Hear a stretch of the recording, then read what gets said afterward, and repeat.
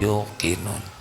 Orang yang makin kuat iman jadi makin banyak memikirkan akhirat, makin yakin ke akhirat, kehidupan akhirat, maka dunia ini makin ringan.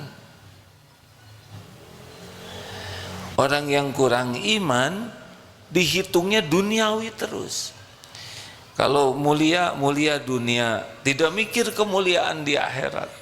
Kalau kaya, kekayaan di dunia, tidak memikirkan bagaimana nikmatnya punya kekayaan akhirat. Kalau rumah, yang dipikirkan rumah di dunia, tidak berpikir di akhirat dia akan punya rumah atau tidak.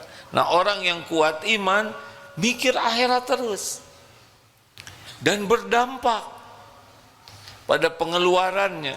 Kalau orang yang kurang iman pasti senang ngumpul-ngumpul.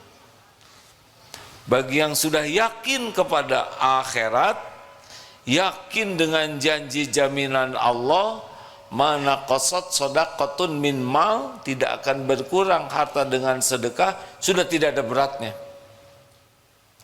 Jadi berubah dari yang senang ngumpul-ngumpul terus menjadi senang berinfak. Ini tergantung tingkat iman. Jadi kalau imannya kurang, pelit dia. Imannya kuat, dermawan dia. Tidak punya rumah, banyak yang stres. Karena memang dunia terus. Bukan tidak boleh punya rumah, sok aja, ya. Nah, kalau dikasih pasti dapat, nggak dikasih nggak dapat oleh Allah, ya. Tapi bagi orang yang pikirannya akhirat, justru yang dipikirkan itu rumah di akhirat. Lebih senang. Ada yang mau jual aset demi bikin masjid, rumahnya sederhana, targetnya istana di sorga. Itu pasti karena iman. Dihina itu menyakitkan bagi pecinta dunia. Pecinta akhirat dihina tidak menyakitkan, bahkan itu jadi penggugur dosa. Coba, pujian-pujian itu kan di dunia saja, benar? Makanya orang-orang yang banyak sakit hati itu biasanya pecinta dunia. Kalau pecinta akhirat, apa sih? Penghinaan orang tuh apa sih? Tidak ada apa-apanya sama sekali. Coba saudara menghina ke saya, awas ya. Nah, saudara-saudara menghina, enggak kan apa-apa. Rezeki saya tidak berkurang dengan penghinaan, kemuliaan tidak berkurang, malah jadi penggugur dosa, jadi tambah pahala kalau hitungannya akhirat. Jadi yang banyak-banyak jengkel, sakit hati, kecewa dengan ya tetek bengek duniawi ini karena memang tidak mikir balasan akhirat. Makanya salah satu di antara ciri ikhlas adalah mencari pahala akhirat, dan itu hanya orang yang yakin. Kalau tidak yakin ya dunia saja riweuh. Gini hadirin, ini diulang sedikit ya. Biasa bab rezeki, nggak selesai ini cerita rezeki sebab ini kepikiran bagi sebagian orang. Bagi yang kuat iman, kalau sudah ngomong rezeki itu sudah satu aja yang dia pikir tuh, Allah. Allah yang membagi, Allah yang memiliki, Allah yang membagi sesuka Allah. Kapan waktunya, berapa jumlahnya, lewat siapa, di mana, terpikir, tidak terpikir oleh kita, nggak ada masalah. Kalau Allah mau ngasih rezeki ke kita, nggak harus kepikir. Begitu juga kalau Allah mau ngambil, ya nggak kepikir-pikir, tiba-tiba nggak ada aja motor, ya. Tidak ada kan yang merencanakan motor kecuri? Tidak kepikir-pikir, tiba-tiba ketabrak, na'udzubillah, masuk rumah sakit, biayanya mahal. Kalau Allah mau ngambil, sesuka Allah, kapan dikasih, kapan ditahan, kapan diambil, kapan dilapangkan, kapan disempitkan. Itu tidak ada kaitan dengan kita pinter, tidak. Suka-suka Allah sepenuhnya. Makanya bagi orang yang yakin kepada dengan iman itu semuanya jadi pahala. Dagang, untung, tidak untung sama. Sama-sama ladang amal. Bagi yang hitungannya pahala. Tapi bagi yang hitungannya dunia, rugi saya hari ini nggak laku, gitu. Rugi aja. Dan ngomong rugi itu nggak pernah senyum. Rugi, nggak ada yang rugi. Hari ini nggak ada, nggak nyambung. Bagi orang yang kurang iman, ribet sekali masalah dunia ini. Bagi orang yang kuat iman, dikasih syukur, ditahan sabar, diambil ridho, semuanya jadi kebaikan. Gimana besok lusa? Besok lusa sama dengan sekarang dan yang lalu.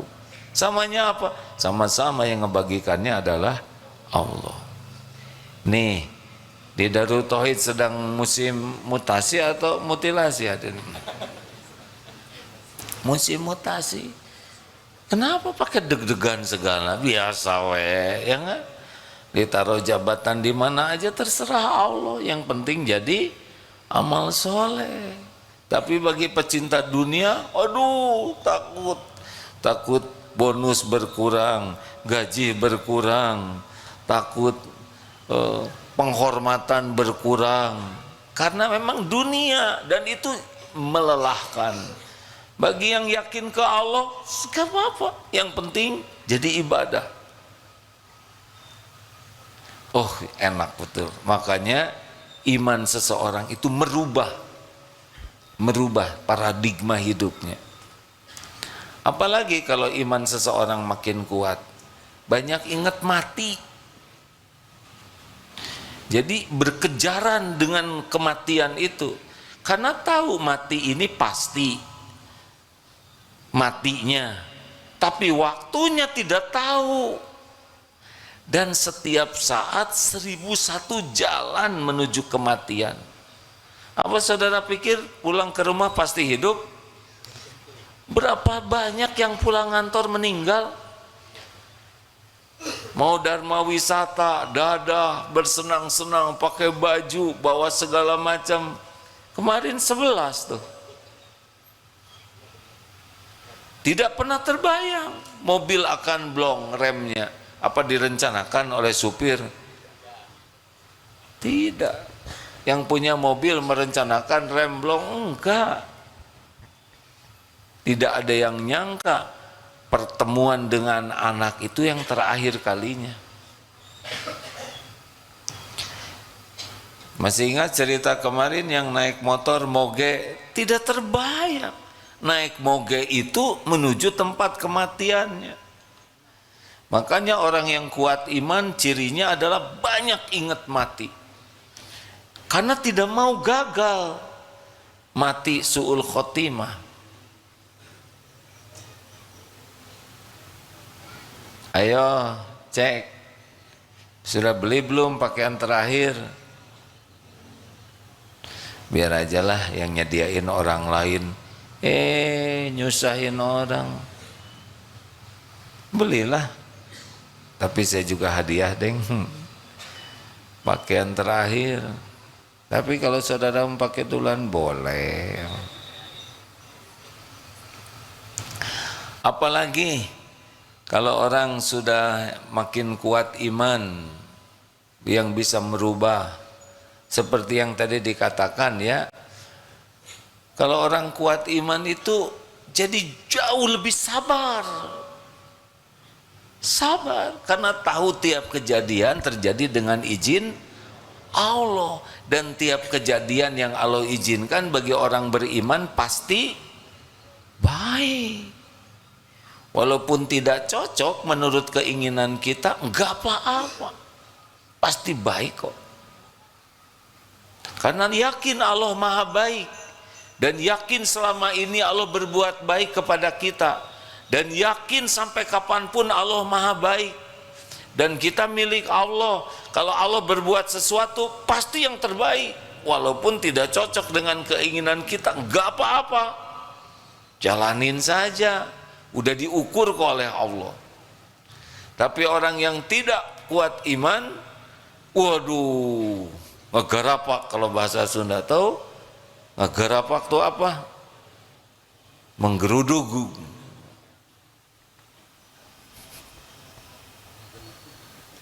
bukan menggeruduk, menggarapak.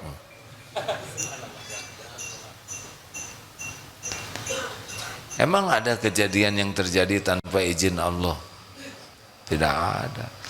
Karena enggak yakin ke Allah, jadi enggak yakin kejadian itu izin Allah. Tapi kalau sudah yakin ke Allah, enggak ada sekecil apapun musibah kecuali dengan izin Allah.